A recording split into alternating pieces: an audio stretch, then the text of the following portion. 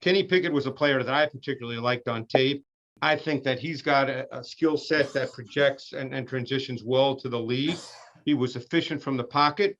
He did have second reaction movement. He played with a physical and mental toughness, which I think is really important at the position.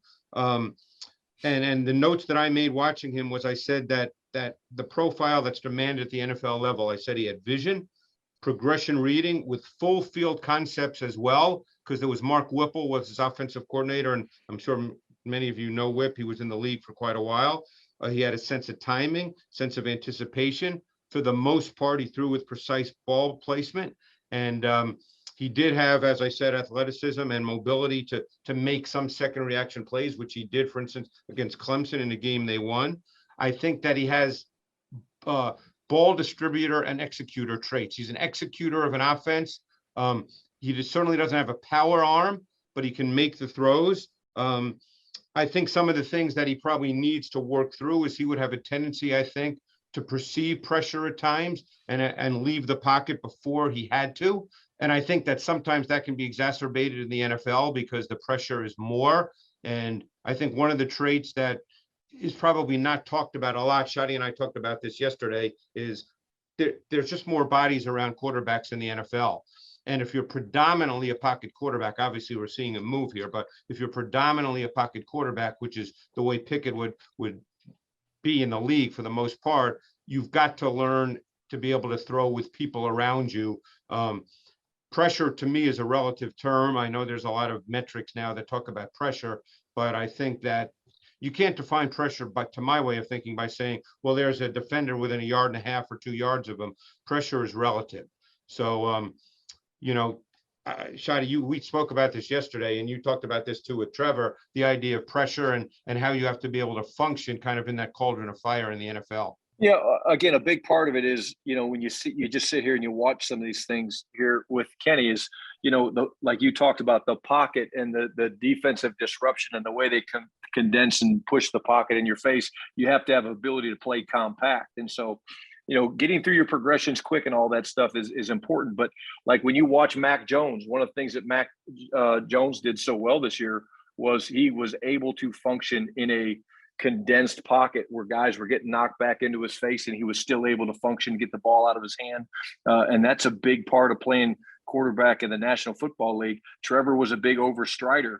And so from day one, we started working to try to tighten up his mechanics with his feet. To me, there's no real metric for balls that should be thrown that aren't.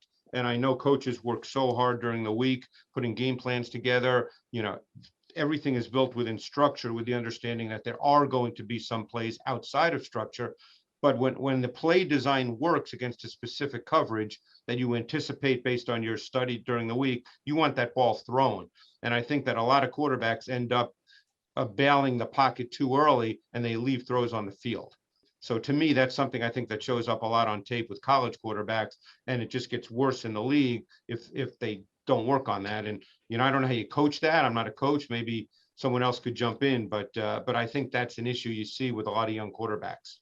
That's why I always thought it's important to see how many starts a guy had, because I think, again, the guy I think of that had unbelievable field vision was Phillip Rivers, 50-something starts, right? So that was always something that I would go before I'd even look at a player and say, okay, how many starts do they have?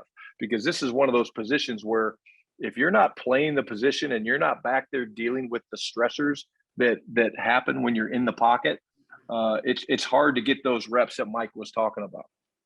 To me, when we talk about vision of the quarterback, if I have like a pyramid of the demands for a quarterback, at the very top of the pyramid, the inexorable fact is quarterbacking to me is throw it to the right guy at the right time accurately. All the other things can really help, but that is the very pinnacle. Yep. And so when we say vision, okay, I'm trying to throw it to the right guy, and that's going to determine when I throw it.